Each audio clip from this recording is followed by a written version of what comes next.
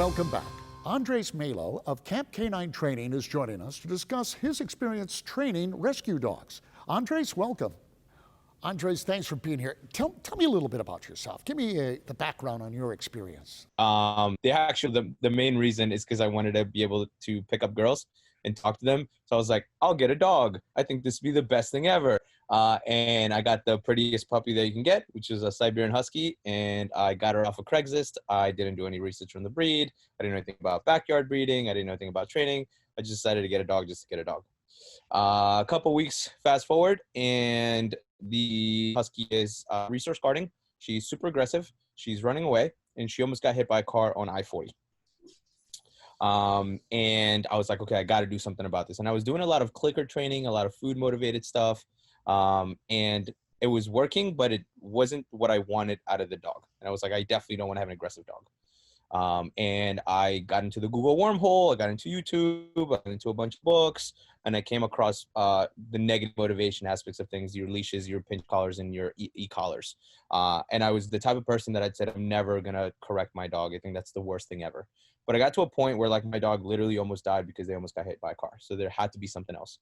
After reading a bunch and figuring out how these tools actually worked and how I was able to communicate better with my dog, I was able to fix all her behaviors and have her off leash in 3 weeks. And it got to the point where I was going to parks and I was going places and people were asking for my business card. They were like, your dog is really well behaved. Can you have a business card? I'm like, I'm not a dog trainer. I'm just some guy who wanted to fix the dog's behavior. That continued to happen. More people were asking for it. And I was like, maybe there's a market for this. Maybe there's a business. So I didn't want to take the basic knowledge that I just got offline to create a business. I wanted to do the best of the best. So I found a bunch of schools and I came across a school in St. Louis. And they do a lot of police canine work. And I signed up for their 6-month program. And I went there for 6 months, and for 6 days a week, for 12-hour days, all I did was learn about puppy obedience, narcotics, scent and tracking, police canine, bite work. You name it, on leash, off leash, behavior, all that stuff. So when I came back, I had already business knowledge from other businesses that I had owned and connecting with people and doing all these things. And then I had the dog training aspect of everything. So then I just combined those, and now here I am.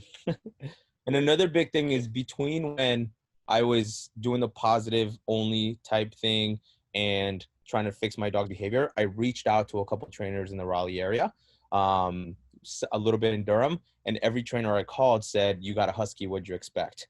We're not going to touch that dog. And my kind of the biggest thing there was like, I was calling for help and I was willing to pay somebody for services and nobody was willing to help me out. And then that just kind of triggered a lot of light bulbs, and then just the ball kind of started rolling from there. Now, what's it like working with foster dogs? One of the biggest things that I see with the rescue dogs is they get too much freedom too soon, too much affection, too many rewards because we feel bad as humans, right? Like, oh, you've had a crappy life, you've been in kennels, you've been this, you've been that. And then we end up giving a lot of freedom. So I call a lot of my clients trust fund parents, because they give treats and they give foods and they give a lot of freedom and they do all these things.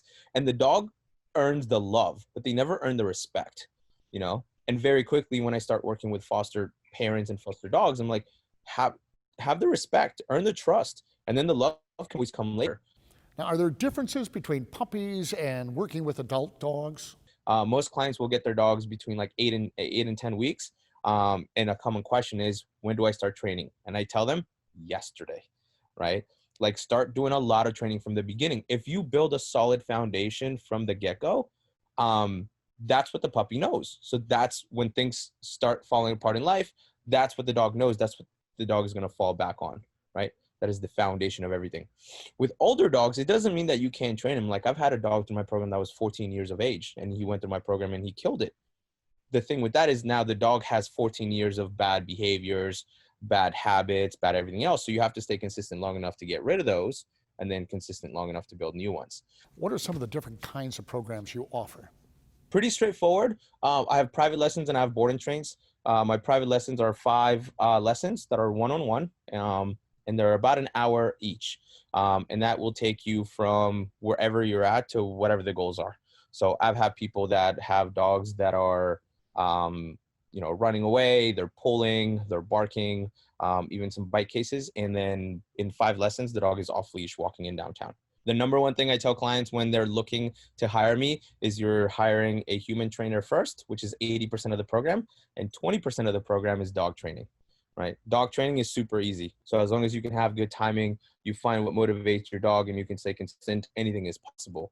But people miss the timing, aren't manipulating things as much. So it's me really teaching the human on like, have a good collar, have a good leash. People get really tense. The dog gets really active. They pull on the leash. The dog's freaking out. You put the dog into fight and flight, and then everything's just going south. Like, no, teach your dog to follow the leash, just like reins on a horse. Do you have any quick tips for people out there with a dog and how to train them? I'm going to give people 3. Well, the first one's going to be crate. The second one's going to be food. And the third one's going to be climb. So we'll talk about crate training. Crate training is huge. It doesn't matter if we have a 6-week-old puppy or a 15-year-old dog. I think crate training is an amazing thing. I think people don't crate enough. Most people look at it as a mean thing where they don't want to crate too much, but it gives a place for the dog to learn to be, right? Their state of mind is always wired. They always want to follow. They always want to get affection. They always want to cuddle, and they never have just a place to learn to be. And for the next 15 years, the dog is going to go through a lot of changes.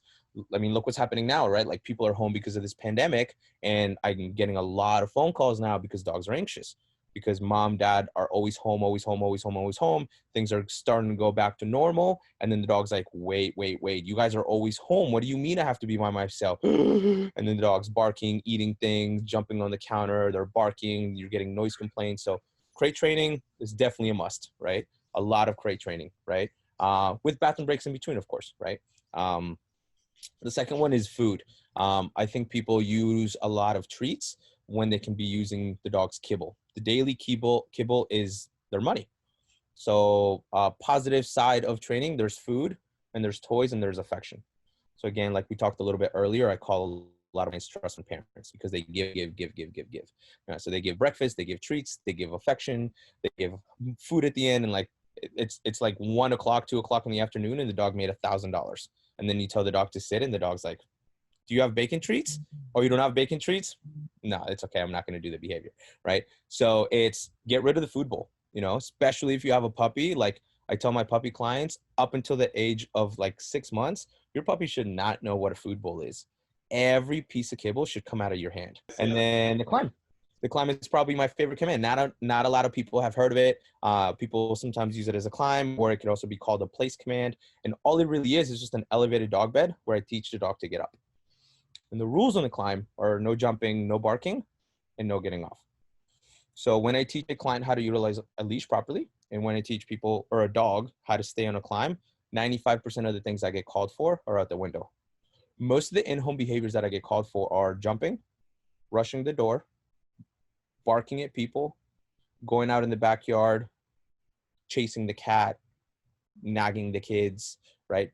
All these things. If the dog is on a climb and they're not allowed to get off, then they can't do these things. So now the doorbell rings. I can say, hey, buddy, Fido, go climb.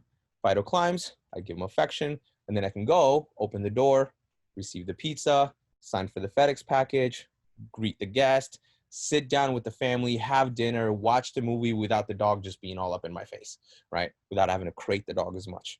So it gives a place for the dog to learn to be. And then once the dog has completed the allowed time, then you can let it up on the couch, let it up on the bed, give them the freedom, but there's a balance. You have to work for it. Then I give you freedom. I'm sure people are wondering, how can I get a hold of you? So how can they get a hold of you? There's several ways. I mean, social media, my Facebook, my YouTube, my Instagram, it's all Camp Canine Training, the letter K, the number 9. My website, same thing, www.campcaninetraining.com. And then you can fill out the free eval form. I can get in contact with you. We can talk more about your dog and your goals and expectations, and then figure out what the best human program is. A lot of questions people ask is like, well, what's the best program for me and my dog? It's like, it's not about your dog. It's about what are you willing to do? Are you willing to put in the work, or do you want me to do the hard part?